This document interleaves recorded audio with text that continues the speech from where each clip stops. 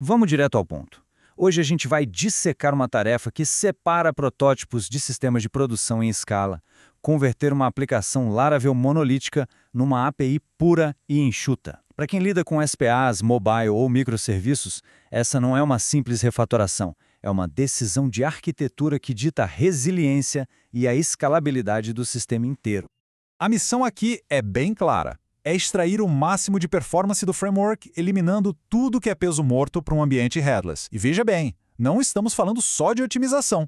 Estamos falando de reduzir o consumo de recursos no data center e, o que é mais importante, diminuir a superfície de ataque da aplicação. Cada dependência desnecessária é um possível vetor de vulnerabilidade. E aqui está o pulo do gato. A configuração padrão do Laravel é espetacular para um sistema full stack, mas para uma API, ter que carregar middleware de sessão, renderizador de Blade, proteção contra CSRF em toda a santa requisição, isso é puro desperdício computacional. Em escala, esse desperdício vira custo de infraestrutura na fatura e latência no tempo de resposta para o usuário final. Não tem como fugir disso. Ok, vamos começar a parte prática. O primeiro passo, claro, é a faxina estrutural e a reorganização das rotas. É aqui que a gente começa a esculpir a aplicação para o novo propósito dela, que é, basicamente, ser um canal eficiente de comunicação de dados. A diferença aqui é gritante. A gente abandona o Web PHP, que é todo baseado em estado e sessão, e concentra a lógica toda no API PHP. E olha só a mudança de filosofia nos middlewares. Sai tudo que é stateful, como sessão e CSRF, e entra o que é essencial para uma API. Controle de requisições, o famoso throttling, e autenticação stateless, via token. As views, claro, vão embora. Mas um detalhe interessante, os arquivos de idioma continuam super úteis para padronizar as mensagens de erro em JSON. Isso ajuda a manter o contrato da API bem sólido. E isso nos traz a uma discussão de arquitetura muito boa, de quem é a responsabilidade pela internacionalização. É a API que deve entregar o texto já traduzido, ou ela deveria mandar só as chaves de tradução e deixar o cliente se virar? Deixem aí nos comentários como a equipe de vocês resolve isso. É um debate que diz muito sobre onde a lógica de apresentação deve morar.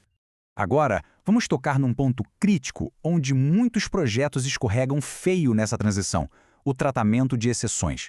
Num sistema distribuído, um contrato de erro que seja claro e previsível não é um extra, é uma necessidade absoluta. É o que garante a resiliência de todo o ecossistema. E essa citação resume o desastre. Por padrão, se um cliente esquece de mandar o header accept application/JSON, o Laravel pode muito bem devolver uma página HTML de erro. Agora imagine o seu app em React ou Vue recebendo um bloco de HTML no lugar do JSON que ele esperava. A aplicação cliente quebra na hora. É um erro de iniciante, mas com consequências gravíssimas em produção. Então, a abordagem profissional é tomar controle total da situação. A gente centraliza tudo no handler de exceções. Lá, interceptamos cada tipo de erro que importa e traduzimos para uma resposta JSON padronizada. Uma validation exception, por exemplo, vira um 422, com todos os detalhes dos campos inválidos.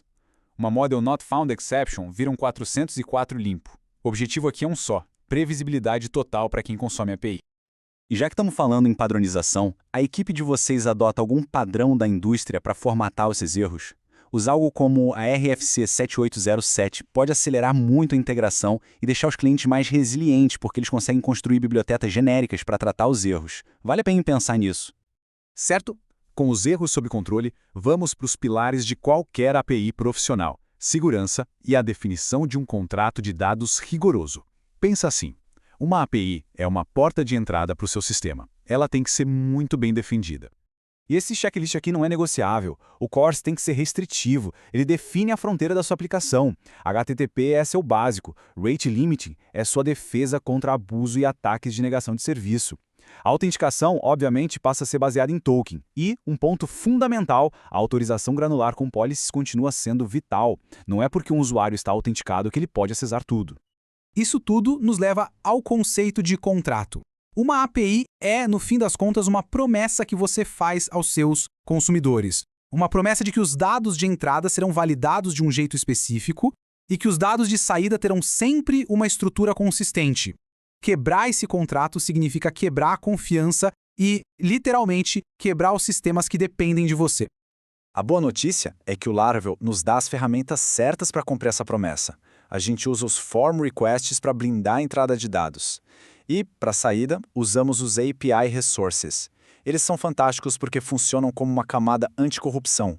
desacoplando a estrutura pública da API da estrutura interna do banco de dados. E um lembrete, documentação com OpenAPI não é um luxo, é parte do produto que você entrega.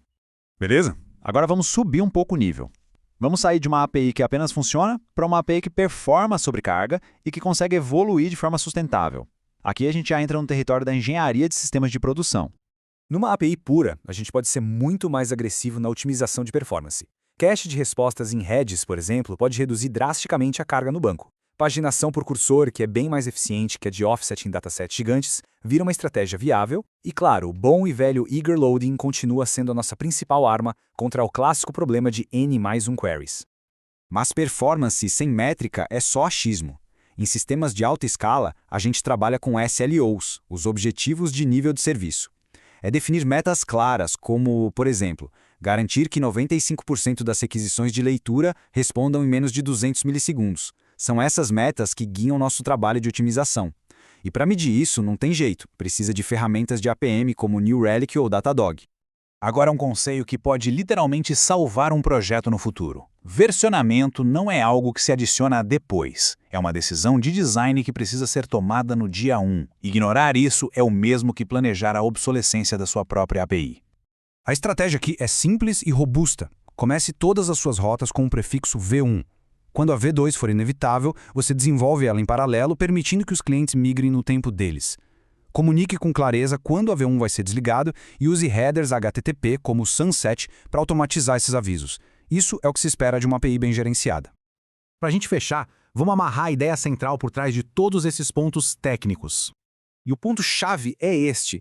Converter o Laravel numa API pura é menos sobre o que você apaga e muito mais sobre o que você constrói no lugar. Você está, na prática, trocando uma camada de apresentação com estado acoplada ao back-end por um contrato sem estado, que é previsível e resiliente. É uma mudança fundamental de mentalidade arquitetural. E para a gente continuar essa conversa, qual foi o maior perrengue que vocês já passaram nessa migração? Foi acertar o tratamento de erros, a autenticação, ou foi a mudança de cultura dentro da equipe? Contem as experiências de vocês aí nos comentários. Vamos debater sobre isso.